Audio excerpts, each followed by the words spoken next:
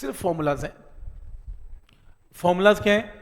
एक शेल है, ध्यान से देखना, एक शेल है, ये एक शेल है, अंदर से खाली है। फॉर्मूला नंबर 1, अगर एक शेल का मास कैपिटल एम है और मैं सेंटर से छोटे r डिस्टेंस दूर e निकालना चाहता हूं, अब मैं f नहीं e निकालना चाहता हूं, तो हमने अभी शेल थ्योरम की। शेल थ्योरम के अंदर क्या करना होता है? मैंने आपको शेल थ्योरम में f निकालना सिखाया। अगर मैं कहूं कि यहां पर e निकालना है तो तुम छोटे मास से इसे डिवाइड कर दो, f बाई छोटा मास क्या होता है? e, तो आंसर e का फॉर्मूला बन जाएगा। अगर आप सॉलिड स्फीयर के यहां e निकालना चाहते हो, इस रिजल्ट को छोटे मास को हटा दो तो e बन जाएगा। अगर आप नेक्स्ट शेल के अंदर e पूछते हो, जहां f 0 है वहां e भी 0 है। और अगर आप मुझे यहां पूछते हो सॉलिड स्फीयर के अंदर e, तो यहां पे छोटा मास हटा दो e आ जाएगा। तो जितने आपने 4 फॉर्मूले किए उसमें स्मॉल m हटा दो तो e बन जाएगा। पॉइंट क्लियर है? तो लगाएं फॉर्मूला। ये देखो, सपोज ये शेल है, शेल के स्मॉल r डिस्टेंस दूर e निकालो, तो सही है ना, g शेल का mass by small r square, छोटा मास नहीं लेना। फोर्स पूछेंगे तो लेना है, e पूछेंगे तो नहीं लेना। पहला रिजल्ट क्लियर। सेकेंड, अगर ये आपके पास एक शेल है, अगेन शेल है, लेकिन मैं सरफेस के ऊपर e पूछना चाहता हूं, सरफेस के ऊपर छोटे r की जगह क्या पुट करेंगे? बड़ा R, तो कैपिटल R स्क्वायर कर दो। तो दूसरा मामला भी क्लियर है। तीसरा, अगर मैं पूछूं शेल के अंदर E निकालो, तो शेल के अंदर F क्या होता है? 0, तो E भी क्या होगा? 0। क्या ये पॉइंट क्लियर है?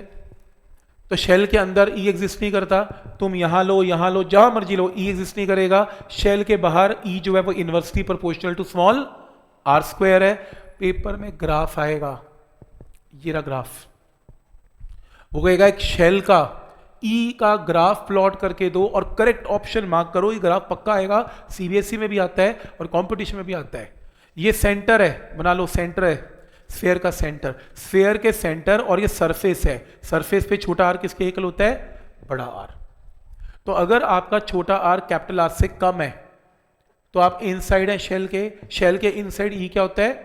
0, तो ग्राफ ही नहीं बनेगा। और बाहर क्या होता है? E inversely proportional to small r square, देख रहे हो, E inversely proportional to small r square. तो ये ग्राफ ऐसा क्यों बना, समझ में आ रहा है? यहां तक शेल के अंदर E एग्जिस्ट नहीं करता, E 0 होता है, और बाहर inversely proportional to small r square है। Result number 1 clear. 3 formulas clear shell के E के, और तीनों से ग्राफ भी क्लियर। नेक्स्ट, सॉलिड स्फीयर है। अगर ये सॉलिड स्फीयर है, स्मॉल r डिस्टेंस दूर E का formula g mass of solid sphere by small r square, same. Surface के ऊपर छोटे r की जगह बड़ा R, ये भी क्लियर। और सरफेस के अंदर, अब यहां E 0 नहीं होता, क्या करेंगे? हमने सॉलिड स्फीयर के इनसाइड फोर्स निकाली थी, इसमें से छोटा m हटा दो तो क्या बनेगा? E बनेगा। ये देखो नेक्स्ट फॉर्मूला, छोटा m हटा दिया mm में, तो जो बचा वो E का फॉर्मूला। क्या रिजल्ट क्लियर है? यहां तक शेल थ्योरम का थोड़ा एक्सपैंड कर दिया रिजल्ट को।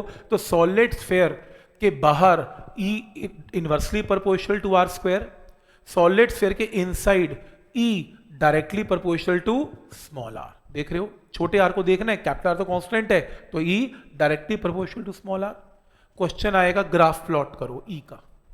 ये देखो यहां बना लेना, ये सॉलिड स्फीयर का सेंटर है और ये small r is equal to capital R है। तो इसके inside E directly proportional to R, clear है। सॉलिड स्फीयर के जो इनसाइड है देख रहे हो वो R के प्रोपोर्शनल, और मैथ्स में अगर E directly proportional to R है तो graph is a straight line, और बाहर E inversely proportional to small r square है, ये ग्राफ है। तो ग्राफ मार्क हो जाएगा, ध्यान से मार्क करना। अगर शेल का ग्राफ आएगा, शेल का E का, तो ये ग्राफ है। अगर सॉलिड स्फीयर का आएगा तो ये ग्राफ है। क्या ये पॉइंट नंबर 2 क्लियर है? तो अब कितने फॉर्मूले याद हो गए? 6। शेल के बाहर E, शेल के सरफेस के ऊपर E, शेल के अंदर E, सॉलिड स्फीयर के बाहर कोई पॉइंट है उसके ऊपर E, सॉलिड स्फीयर के सरफेस के ऊपर E, और सॉलिड स्फीयर के इनसाइड E। 6 क्लियर है यहां तक? कोई डाउट है इसमें? ठीक, लिखवा के देख लेने टेस्ट में, चिंता ना करो, फॉर्मूले का अलग से टेस्ट होना है, फिर बना के दूंगा, सामने फॉर्मूले लिखते जाना। याद कैसे करोगे नहीं तो वैसे तो होता है और क्या होगा। ठीक, नेक्स्ट है, फिर से शुरू करेंगे, फिर ध्यान आके, फिर शेल आ गया, इस बार शेल है, ध्यान आगे, ये नहीं किया हुआ हमने। इस शेल के स्मॉल आर डिस्टेंस दूर v का फॉर्मूला, जब e का नॉर्मल फॉर्मूला है तो v का भी नॉर्मल फॉर्मूला है, तो एक शेल के बाहर अगर कोई पॉइंट है, ये शेल यहां पर v क्या लगाएगा, -gm बाय स्मॉल आर। पहला फॉर्मूला क्लियर। शेल के सरफेस के ऊपर, ये इंपॉर्टेंट है, शेल के सरफेस के ऊपर स्मॉल आर की जगह कैपिटल आर। दूसरा फॉर्मूला भी क्लियर है, दूसरा क्लियर है। शेल के बाहर v का फॉर्मूला क्लियर है, शेल के बाहर ये छोटा आर आएगा, शेल के सरफेस के ऊपर बड़ा आर आएगा। नॉर्मल फॉर्मूला चल रहे हैं v का आज जो हमने किया, -gm/r। कोई डाउट इसमें? दूसरा क्लियर है। तीसरा, शेल के अंदर, ये नहीं किया हमने, शेल के अंदर e की वैल्यू क्या होती है, 0 है ना, कहीं भी जाओ e 0 होता है। एक रिजल्ट हमने करना है, नेक्स्ट क्लास में करना है वैसे, E इज -dv/r, जो फील्ड होता है ना, ग्रेविटेशनल फील्ड, वो डेरिवेटिव होता है पोटेंशियल का, पर मैंने अभी करवाया नहीं है, मैं सीधा रिजल्ट याद करवाऊंगा कि जो भी सरफेस के ऊपर v है, इंपॉर्टेंट है, बहुत इंपॉर्टेंट है, बहुत इंपॉर्टेंट का मतलब ऊपर जाके देखना है इसे अच्छे से। अगर सरफेस के ऊपर v का फॉर्मूला -gm/r है, तो आप इस शेल के अंदर जो मर्जी पॉइंट ले लो, जो मर्जी पॉइंट, फॉर्मूला सेम रहेगा जितना सरफेस पे है। इनसाइड v कांस्टेंट रहता है, मतलब यहां पे लो, यहां पे लो, यहां पे लो, सेंटर पे लो, यहां जहां मर्जी लो, शेल के अंदर का v का फॉर्मूला वही रहता है जो उसकी सरफेस पे था। सरफेस पे क्या था, -gm/r, तो अंदर भी क्या रहेगा, -gm/r। मैं रिपीट करता हूं, अगर शेल के स्मॉल r डिस्टेंस दूर v निकालना है तो -gm/r, सरफेस पे निकालना है तो -gm/r, और अगर कहीं अंदर निकालना है तो भी फॉर्मूला यही रहेगा, चेंज नहीं होगा। स्मॉल आर इंडिपेंडेंट है, हर जगह कैपिटल आर रहेगा, तो कहीं भी अंदर का पॉइंट लेंगे v चेंज नहीं होता, शेल के अंदर v कांस्टेंट होता है। तो जब आप इसका ग्राफ प्लॉट करते हैं, ये मार्क करने को आएगा, ये v वर्सेस r का ग्राफ है, या बना लो ये v है, लिखा नहीं हुआ, ये v वर्सेस r का ग्राफ है शेल का। ये देखो, तो अगर आप शेल के अंदर हैं, किसी भी शेल के इनसाइड हैं, तो फॉर्मूला क्या रहेगा, v का कांस्टेंट है, ये क्वाड्रेंट नेगेटिव बनेगा क्योंकि नेगेटिव साइन है, तो क्या बनेगा, -gm/r, तो कांस्टेंट है। देख रहे हो, small r is equal to capital R तक v कांस्टेंट है। और उसके बाद जब आप बाहर निकलते हैं, जब आप इस शेल के बाहर निकलते हैं, तो v inversely proportional to small r है। देख रहे हो, ये graph inversely proportional to small r बन जाएगा। तो शेल का ग्राफ, शेल के अंदर v कांस्टेंट है और सरफेस के बाहर inversely proportional to small r है, और ये ग्राफ इस क्वाड्रेंट में इसलिए क्योंकि v नेगेटिव होता है।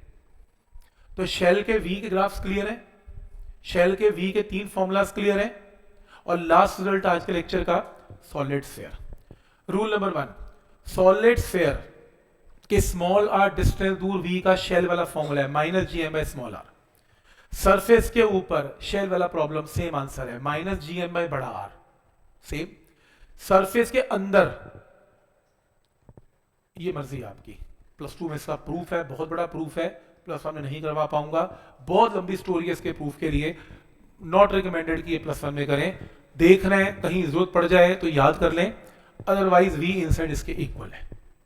ठीक, बहुत कम, बहुत रेयर क्वेश्चन देखने को मिलेंगे इसके ऊपर, काफी कॉम्प्लेक्स फॉर्मूला है, बट ये फॉर्मूला है। तो फिर क्यों लिख रहे हैं, अब ध्यान से देखना लास्ट।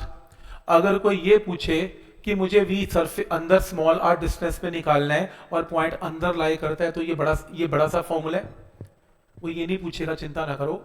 वो पूछेगा इस सॉलिड स्फीयर के सेंटर पे v बोलो क्या है, सेंटर पे जाने के लिए छोटे r को क्या पुट करना पड़ेगा, 0। तो एक काम करो, छोटे r को 0 पुट करना, ये आएगा, इसको बॉक्स में डालो, इंपॉर्टेंट है, बहुत PYQ में पूछा जाता है। अर्थ के सेंटर पे v बोलो क्या है, earth is a solid sphere, centre पे फॉर्मूला -3/2 gm/r, क्योंकि सरफेस के ऊपर v का फॉर्मूला क्या होता है, -gm/r, और सेंटर के ऊपर 3/2 टाइम्स हो जाता है, ये इंपॉर्टेंट है। और इसका ग्राफ अगर प्लॉट करने को आ जाए सॉलिड स्फीयर का, भाई शक्ल याद कर लो इसकी, ये वेरिएशन कैसे बना ये तो बता नहीं पाऊंगा, इसका ग्राफ कौन प्लॉट करना सिखाएगा, शक्ल याद कर लो, ऐसा ग्राफ है। तो 6 रिजल्ट ई के और 6 वी के क्लियर है, और मेन बात है ग्राफ क्लियर है, ई के और वी के कैसे ग्राफ प्लॉट होते हैं। तो ये आपको हेल्प करेंगे आने वाले टाइम में जब हम क्वेश्चन सॉल्व करेंगे।